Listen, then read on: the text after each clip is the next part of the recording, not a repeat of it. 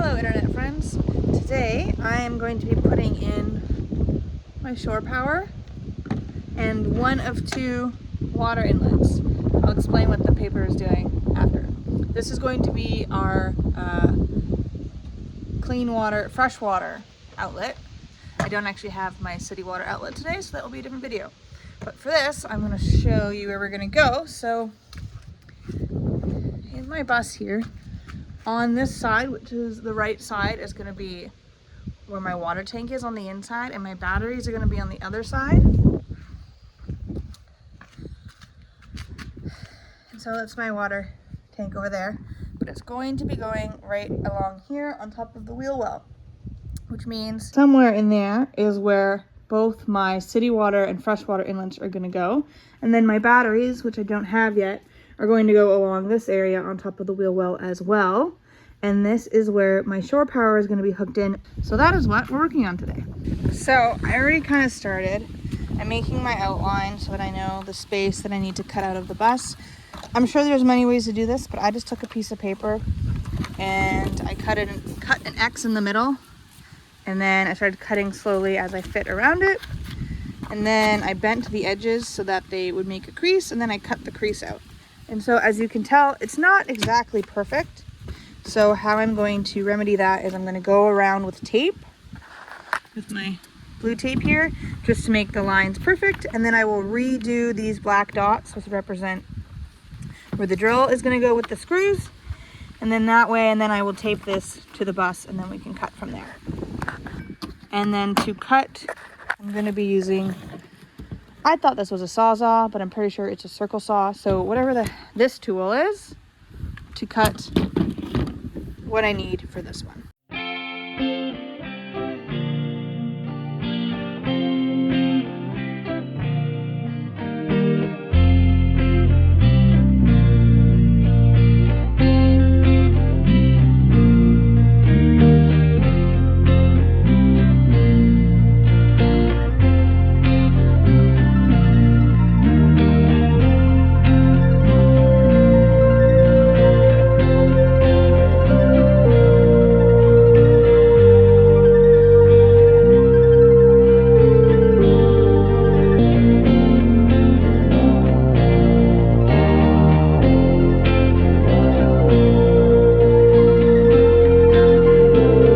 Things to think about when you're putting in your water inlets. First of all, where are you placing your water tank? So mine's going back here under my bed, and the whole thing with this is that this might be upside down. It just is, that's where it's sitting. As I'm trying to leave as much space here for what will be my kitchen, because it will be, don't mind the mess, shower will be this window. And then my fridge will be halfway up. And then there's going to be my two stovetop, double stovetop here.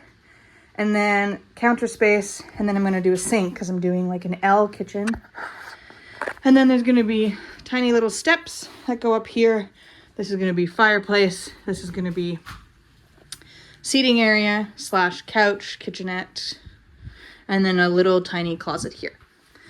But to think about is, okay, if all the water stuff, we want it to be close together. We don't want to run really long lines. So the whole under space, which will be here, is going to have like the water heater and my sink, and all of the filters and plugins will all be here. And then the lines will just run straight to the shower here. With saying that, that doesn't mean that my water tank won't be switched and the lines won't be on the other side, which seems silly, but you never know. So I'm going to put my inlets. I also left here. I'm going to go around. Hold on.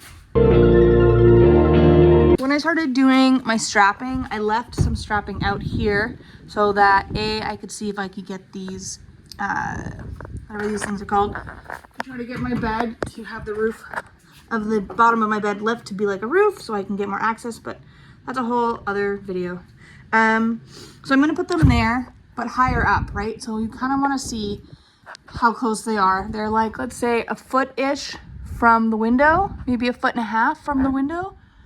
So that when we come around, put them in, that looks really high. That's like maybe here kind of deal. It's unfortunate this is in the way, but if I put it here, so think about the distance. And if I use my hands, it's like 1, 2 of those. If you look at the distance, come in here from the window, 1, 2, it would be too low. It will be below. You can kind of see this is, I believe, where the railing, the exterior railing, water railing is. And so you'd be below that, which would be, as you can tell, too low. So it's going to look higher on the outside, but it's actually going to be even on the inside. Of course, if you're doing a bigger bus, you have way more space to work with. But something to think about is how you're going to lay everything out before you cut holes in your bus. Because once you cut holes, it takes a lot to fill, and then you have to redo things, which we've seen in other videos that I've done. So let's get to it. I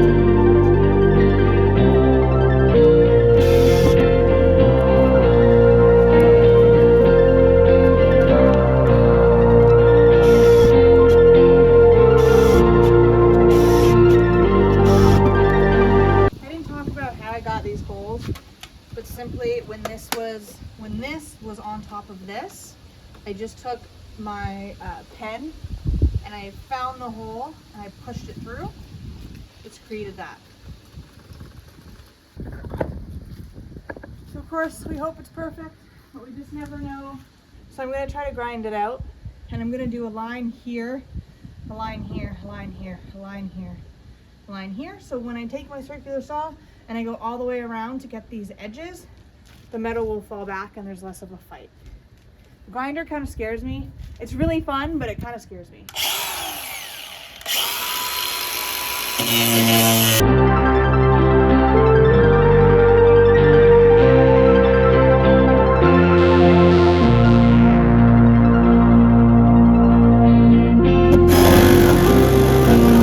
I'm not actually going to do all the cuts from the grinder because I overcut, and so we're just going to go. We're just going to do it.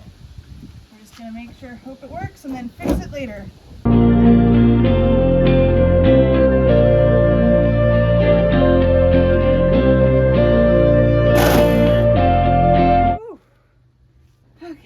Really dramatic.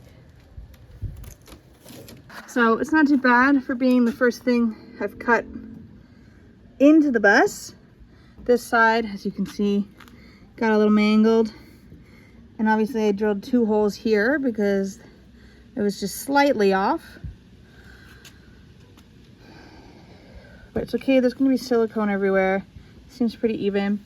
I did wanted to show you on the inside. I was concerned about this, and so one of the reasons I didn't finish the strapping on this side was because I knew I was going to be drilling things in, and so that piece of wood that goes from there across is going to have to come off because I'm going to have to drill another hole for the other water, the city water fill.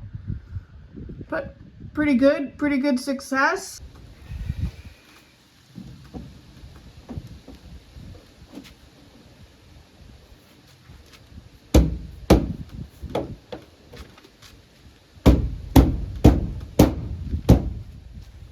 Success! Look at that!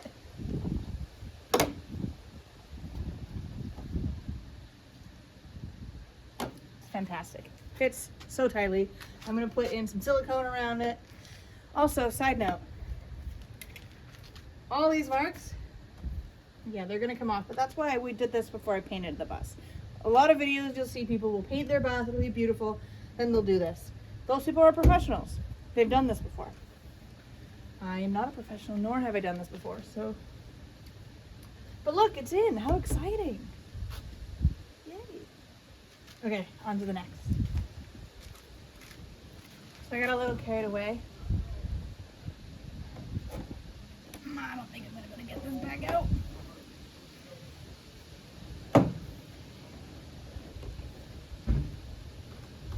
I wanted to spray some Rust-Oleum, but I might have to just try to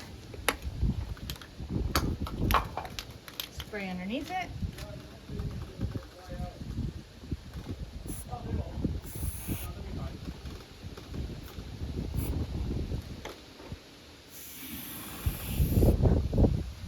the way to do it. What you should do is spray this before you put it on the metal, and then lay your silicone. That.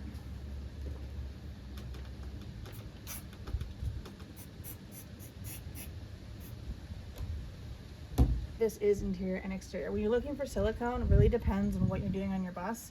If you want something that kind of hardens like cement, or you want something that moves, you always want to get the silicone that moves because your bus is moving.